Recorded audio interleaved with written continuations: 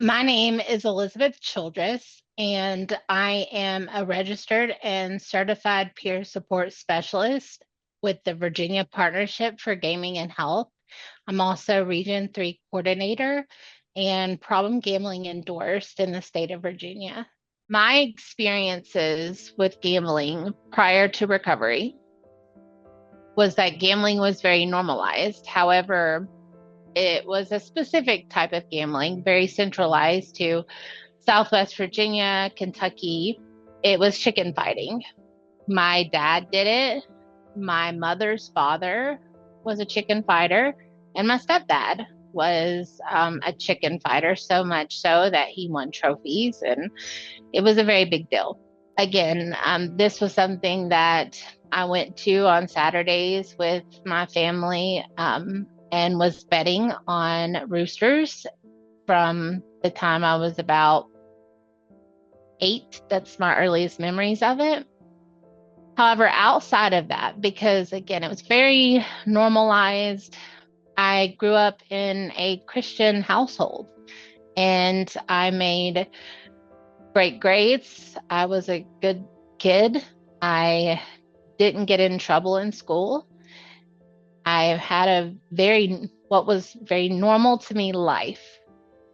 However, when I turned 18 and was somewhat removed from the countryside of my life, more into the city, I ended up getting in trouble and was sentenced to 16 months of incarceration.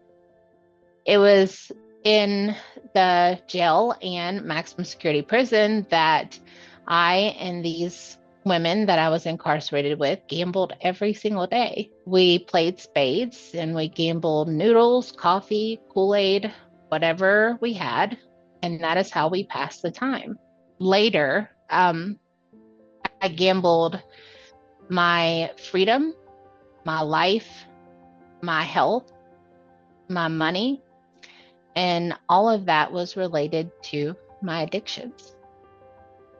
What motivated me to begin recovery was during my incarceration in maximum security prison. I found myself surrounded by women who were struggling with addiction, who had been abused, and had undiagnosed mental health challenges. They were not bad or horrible people. They had made painful mistakes. However, they had so much potential that opened my eyes and it planted within me the desire to help others not make the same mistake that I had made at 18 years old. So after my release, I enrolled in college and I earned my bachelor's degree in psychology. However, because of my criminal record, no one would hire me.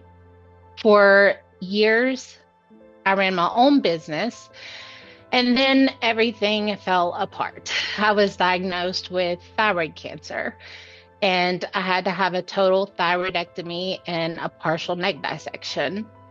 My fiance at the time, he did not show up for that surgery, and I broke up with him that day.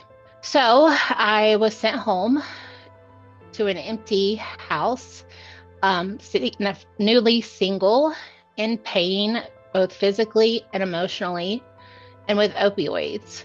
So I spiraled very quickly back into addiction. I felt completely hopeless. Like I couldn't have a career, a family, or the future that I had worked very hard for. Then at 28, I got pregnant. Something I'd always been told throughout my entire life that would never happen. But that moment changed everything.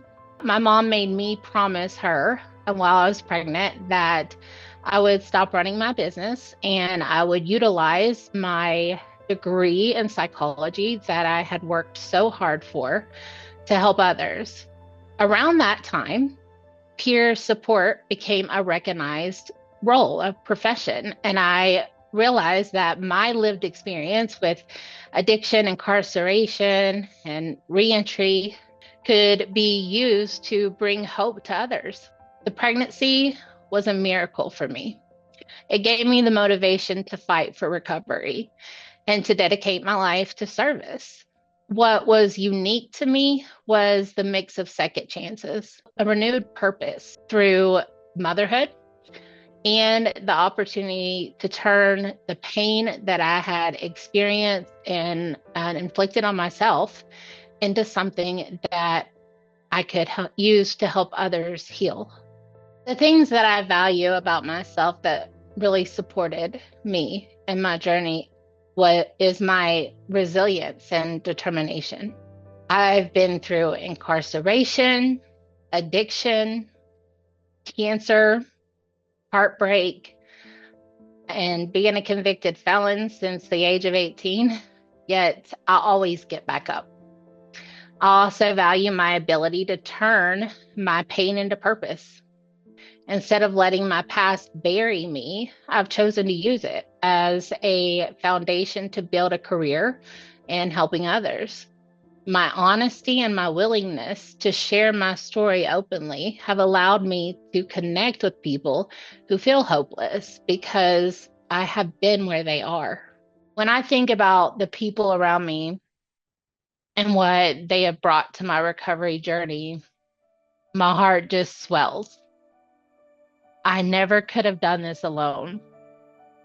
Having support in so many different aspects, from people supporting me in my personal journey, even though that didn't look like their journey, perhaps, the individuals who have supported me professionally. I have so much gratitude for my current and previous supervisors, for the Virginia Partnership for Gaming and Health, for all the partners that I've been able to work with. They've treated me as a professional, as an equal.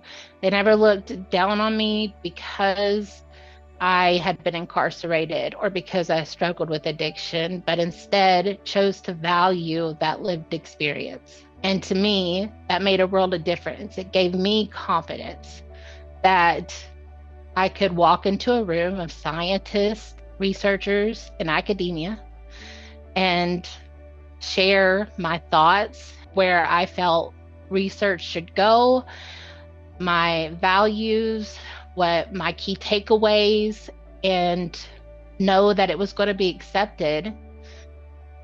It made a huge difference in my life to be able to finally fulfill that professional role that I sought after, right after I was released from incarceration. My goal was to become a counselor and help people. And although it's been a long journey, I am finally counseling people in an internship. But so many people helped pave this path for me, and I am unbelievably grateful for them.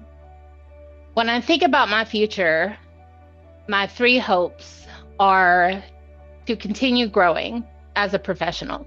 I want to live with peace and balance, staying grounded in my own recovery, and most importantly, to make an impact in the lives of people struggling with gambling, behavioral addiction, and substance use by blending my lived experience and professional expertise.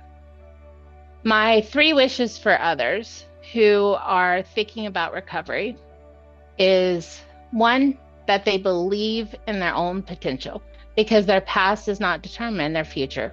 Not at all. If mine didn't, theirs doesn't. Two, that they find hope in community, even if they feel unworthy or alone.